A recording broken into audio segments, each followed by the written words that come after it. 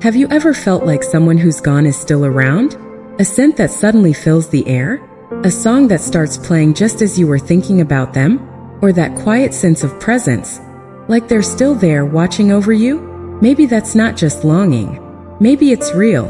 What if the dead can hear you, see you, and still miss you? Many spiritual teachings, including deep insights from Buddhism, say that death is not the end, but a transition. The soul doesn't disappear, it just shifts to another plane, another frequency. And from that side they continue to feel, to love, and to stay connected to those who remain. They don't just disconnect. Many stay close, watching with care, hearing our words, feeling our emotions. And all of this happens in a quieter way, but it's far more real than we imagine. In this video you'll discover the reality behind life after death. What the dead still perceive, how they connect with us, why some stay nearby while others move on, and most importantly, how our words, thoughts, and emotions still reach those who have passed. This understanding can bring peace, healing, or even a chill to your soul. But one way or another, you'll never look at death the same way again. So stay with me until the end. This video isn't just information. It's a call to your heart. If this message touched you, leave a like, subscribe to the channel, and comment below. Your love still reaches me, and mine still reaches you. Because when we speak with love, they hear us. A lot of people still believe that death is the end. That everything stops when the heart stops beating, when the body is buried, when the eyes close for the last time. But many spiritual traditions around the world, from Buddhism to Spiritism, from Hinduism to ancestral healing practices, say just the opposite. Consciousness doesn't die with the body. What we call death is simply a change of state. The soul leaves the physical plane but continues to live in a much subtler, yet very real dimension. Modern science, through near-death experience studies, is also beginning to touch on this mystery. People who've come back report remembering everything, what they saw, felt, and heard while their bodies were clinically off. They describe remarkable mental clarity, a deep sense of peace, and often the feeling that they were observing everything from outside, fully conscious. That already shows us that what we think of as the end might actually be the beginning of something much greater. The soul in this new state inhabits a more subtle reality, one not visible to the physical eye, but one that can be felt both by those who are there and by those who are still here. That's why so many people feel the presence of loved ones who have passed, have vivid dreams about them, or even notice clear signs. Scents, falling objects, flickering lights, songs playing at just the right moment. All of that is communication. All of it is a sign that consciousness is alive, just on another frequency. This new plane where the soul continues isn't the same for everyone. What a person takes with them is not their body. It's what they built inside. Emotions, thoughts, lessons, and most importantly, bonds of love. These ties are eternal.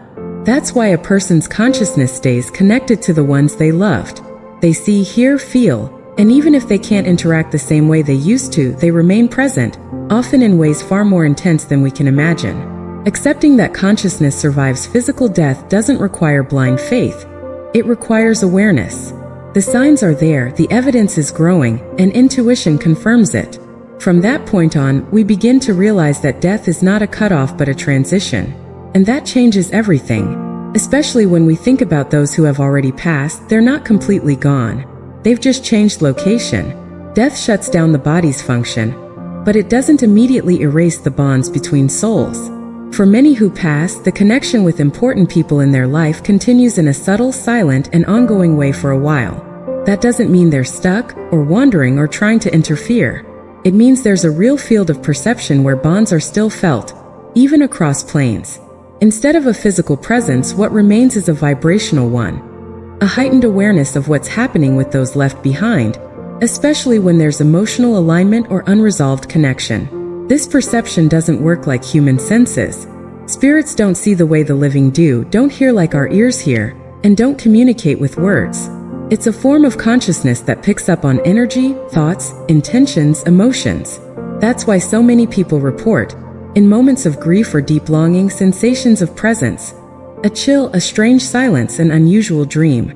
These are echoes of that connection, not emotional illusions. Those who've passed on, especially if still connected to someone here, can perceive these signals clearly. This shouldn't be taken as a rule. Not every spirit stays aware of what happens on the physical plane. Many move on peacefully with no need to keep in touch. But there are cases where the awareness remains, by the spirit's own choice or due to the strength of the bond. The important thing to understand is that this observation is not a constant visit or an invasion. It's a silent attention, sometimes brief, that appears in specific moments. And usually it happens when there's an openness on our side. It's also important to remember that this perception can go both ways. Someone still alive in a moment of introspection can often pick up fragments of that presence. That's where those sudden intuitive moments come from. Intense memories without any clear trigger, or even the feeling of being calmly watched. The mistake is turning that into a need. It's not about maintaining constant contact, but recognizing that in certain moments the bridge appears and then fades. It's not there forever and shouldn't be forced. Realizing that those who have passed can still notice what's happening here is not a reason for fear or attachment. It's an invitation to be responsible for what you emit, feel, and think. The consciousness on the other side isn't watching your every move, but it can be affected by how you deal with the absence. If there's excessive suffering, demands, or constant pleas for signs, that energy reaches them. But if there's serenity, respect, and clarity, the perception happens with lightness. The bond exists, but it should be handled with balance. Sometimes the soul's continued presence is tied to its own emotional state. There might be confusion, attachment, or even denial of death. This is especially true when someone dies suddenly, without internal preparation. In those cases, the spirit can remain attached to routines, places, people, or objects, not out of malice but out of disorientation. They still vibrate close to what they knew, as if trying to make sense of what happened. In such cases, prayers, silence, and spiritual guidance play a vital role in helping with the transition. There are also times when those who remain in the physical world make it harder for the soul to detach. Intense grief, resistance to mourning, and constant attempts to make contact create an energetic field that holds the soul in an in-between state. This doesn't happen because the spirit is weak, but because the emotional connection is still strong, and the living person keeps it actively going. In such cases, what was meant to be a brief presence can be unnecessarily prolonged. That's why emotional balance for the living is so important. Understanding why some souls stay close helps us change how we deal with that presence. The goal isn't to ignore or cling, but to acknowledge. If you feel someone nearby, observe. Reflect on whether that presence is being pulled by your own neediness, or if it's a brief, spontaneous, natural visit. No soul needs to be held. All should have the right to move on. And our role on this side is to allow that to happen, with as little interference and as much awareness as possible. Recognizing the presence of someone who passed can be comforting at first, but over time, we must understand that this presence shouldn't be artificially prolonged. The consciousness that has left the body has its own path to follow, processes to continue, and lessons to learn, even outside the physical world. Staying attached to emotions, memories, and the constant need for contact can create a field of retention that helps neither the departed nor the living. There comes a time when the bond must transform, not disappear but no longer be a burden. This process of letting go is often harder for the living. The absence creates a void, and it's natural for the mind to want to fill that space. But when that turns into emotional dependence, constant pleading, and daily suffering, the result is the opposite of what's hoped for. The connection becomes heavy, forced, and the spirit may be held near by an emotional weight that should have already dissolved. And this kind of constant presence isn't always positive. It can bring delay and confusion to both sides. Letting go isn't forgetting. It's not abandoning memories or pretending nothing happened. It's understanding that the person's presence needs to change form. What once was physical can now become silence. What once was routine can now be memory. The consciousness of the one who passed needs freedom to continue their path of expansion. And that only happens when those who remain accept the new reality without constant resistance. Healthy grief acknowledges the pain but also allows for life to go on. Many avoid this release out of fear of losing the connection. But what maintains the bond isn't suffering. It's respect. From the moment you let go with awareness, the link still exists, but in a lighter, subtler, more spontaneous way. The spirit doesn't need to be constantly called on to exist. If there's something that needs to be communicated, felt, or resolved, it will happen at the right time without needing to force anything. Letting go is trusting that what was lived remains, even if the presence is no longer physical. This kind of release requires maturity. It means looking inward, recognizing your own emotional patterns, and consciously choosing to let go. Not out of coldness, but out of spiritual responsibility. If you feel you're holding on to someone who should have already moved on, be honest with yourself. In silence, say what needs to be said. Finish what still needs closure within you, and allow the consciousness on the other side to continue their journey. Because evolving also means letting go of those who no longer belong to this plane. The idea that the dead rest in peace, as if sleeping forever, ignores a fundamental truth about consciousness. It doesn't go out, it simply changes state. Once outside the physical body, the soul continues to move, still perceiving, processing, and interacting with what remains energetically close. That includes, above all, the vibrational field of those who stayed behind. They don't feel the way we do, but they still pick up on what we emit, and that has consequences both positive and negative. Many spirits are able to move on peacefully because those who remained respected the silence and the mourning process. But when there's insistence, prolonged suffering, emotional demands, or forced attempts to stay connected, what's created is a dense field that directly affects the perception of the consciousness that passed. They feel that weight, and even without being trapped, they can be pulled back emotionally into situations that should have already ended. That creates exhaustion, confusion, and in some cases, real suffering. This kind of suffering isn't the same as physical pain or human sadness. It happens when the spirit realizes that the person who stayed behind is unbalanced, trapped in emotions that block their own growth.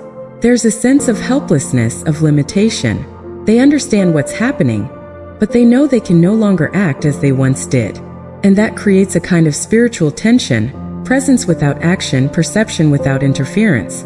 A mature consciousness feels, observes, and in some cases suffers with the emotional state of the one they left behind. That's why many spiritual accounts, both in religious teachings and mediumistic experiences, show how deeply the emotional state of the living affects those who have passed. When there's acceptance, respect, and silence, the spirit finds the space to continue their journey.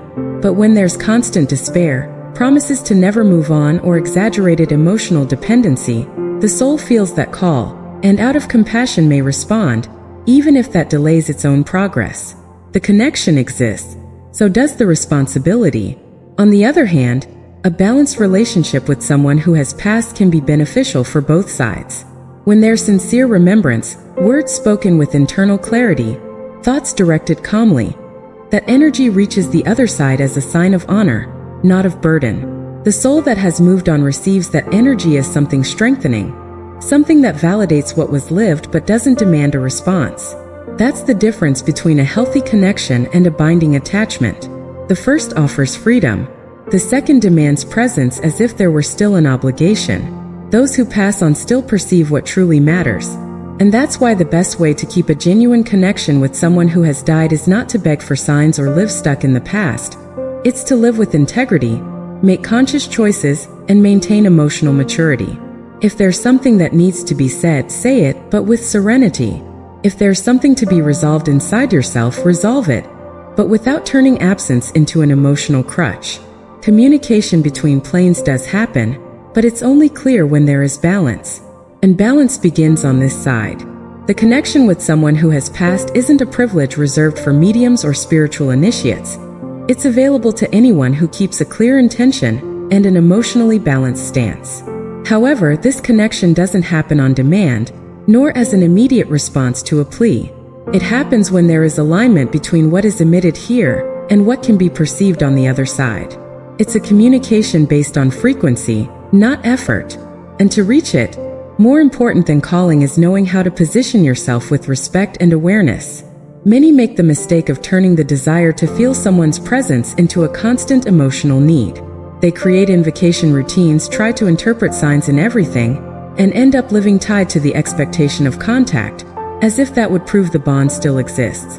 This behavior not only wears down those still here, but can also interfere with the soul's process of detachment from this plane. Contact with the invisible must be natural, spontaneous, and above all, unnecessary. It should come as a result of sincere vibration, not emotional demand. The most effective ways to establish a true connection are simple: being silent, reflecting with clarity, writing what needs to be said, or just mentally visualizing the presence with emotional neutrality. These are far more direct paths than any elaborate ritual. What opens the channel is not ceremony, it's intention. And the cleaner the intention, the more perceptible the response. In many cases, the answer won't come as a visible sign but as an internal sense of closure, peace, or something simply falling into place. That, in itself, is a kind of response. Another key is knowing the difference between connecting and clinging. It's one thing to remember someone with respect and occasionally feel their presence. It's another to live in constant need of it, turning absence into a space where nothing else can grow. The spirit that passed on shouldn't be pressured to stay near or to prove they're still around. If the bond is real, it endures quietly. Spiritual maturity means understanding that true connection doesn't require constant contact. It sustains itself. If you want to keep a space open for that communication, let it be light, silent, and flexible. A thought on special days, a candle lit with awareness, a direct prayer without requests. All of this works when it's not loaded with emotional demands. What's transmitted with balance is received with clarity. On the other side, the consciousness that picks up on that energy understands there's no urgency, no expectation, only recognition. And it's in that space that contact can truly happen. Finally, it's essential to remember that not every presence will be felt, and not every sign will be obvious, and that's okay. Physical absence is real, and the emptiness it leaves must be lived with integrity. But if the bond is true, it doesn't disappear. It simply changes form. And when you understand that, you no longer need to search for signs. You simply live with the certainty that somewhere what was built still remains, and that is enough. Once you understand that it's possible to maintain a connection with those who've passed in a balanced and respectful way, it's time to look at the next step. Your own life. Many people hold on to the idea that continuing to live, to smile, or to make plans might seem like indifference or forgetting, but that's a common emotional distortion. Moving forward isn't abandoning memories or erasing bonds. It's simply recognizing that life continues, and that honoring those who've passed includes living with dignity and presence in the now. Clinging to absence can become an emotional cycle disguised as tribute. Constant pain, prolonged mourning, and the refusal to rebuild your reality often become ways to keep a sense of presence alive, even if that costs emotional health, important decisions, and new beginnings. The truth is that the consciousness of the departed doesn't expect stagnation, much less does it want to be the reason you're stuck. What was lived still matters, but what needs to be lived now can't be postponed forever. Continuing life doesn't lessen the importance of the one who's gone. On the contrary, it's precisely because of all that was lived, shared, and learned that it's worth rebuilding what remains and moving forward. The cycle must be closed, and when it's closed with awareness, the bond is preserved on another level, without constant pain, without the need for signs, without emotional dependency.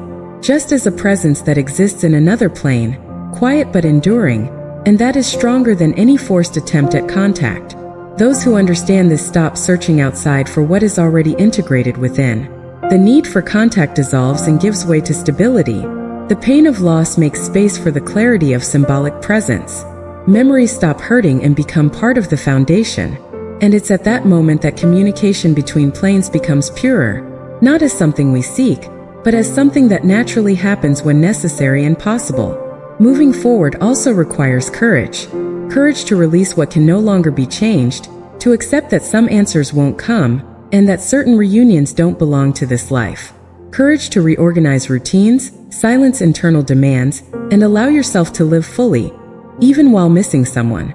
And most of all, courage to understand that your own life still matters, and that continuing on is not a betrayal. It's actually one of the quietest forms of honor.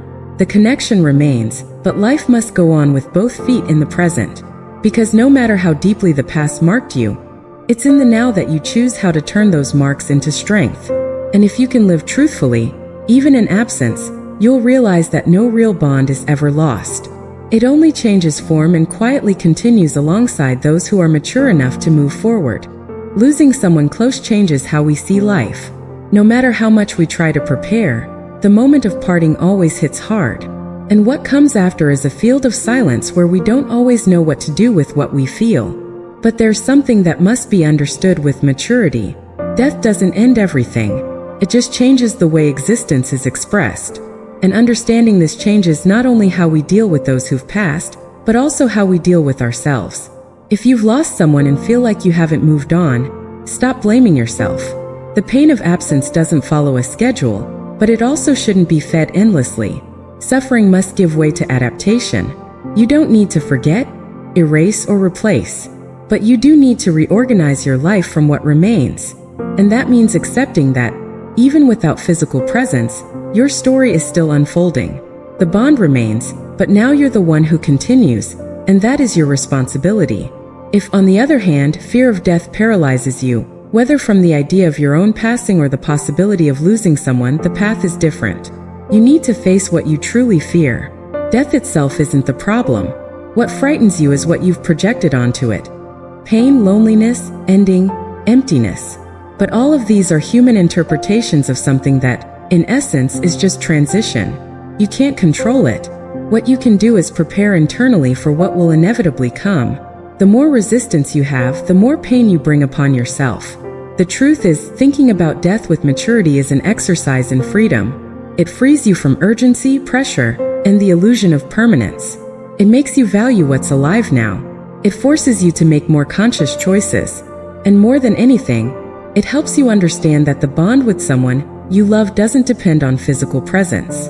It's built on what was lived, and what's real continues to exist on some level, even after the end.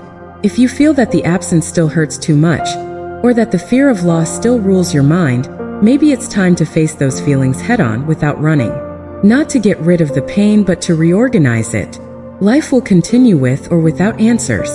It's up to you to decide how you'll walk through it. With resentment or with understanding, with attachment or with presence, with heaviness or with awareness.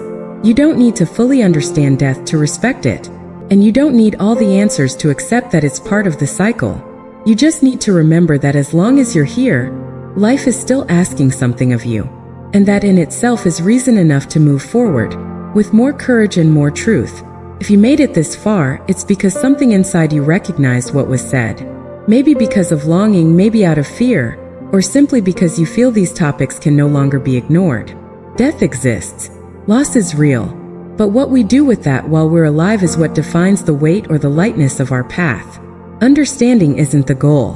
Respect is, and so is living with more awareness. This video wasn't made to offer final answers or easy spiritual promises. It was made to offer perspective, clarity, and a more mature way of looking at what's inevitable. If something inside you was touched, take your time to process, rewatch, reflect, question. What matters is that you don't carry all of this weight alone anymore. There is a way to move forward, and it begins by recognizing that continuing is a choice, not a betrayal of the one who passed. If this content made sense to you, subscribe to the channel, turn on notifications, and share it with someone who also needs to hear it. Sometimes a single video can reorganize a thought, ease a pain, or even open a new way of seeing your own life. And if you want to contribute your presence here, leave a comment. Right below. I respect life's timing and I move forward with awareness. That sentence is a point of balance. A reminder that you can move on without disconnecting from what matters.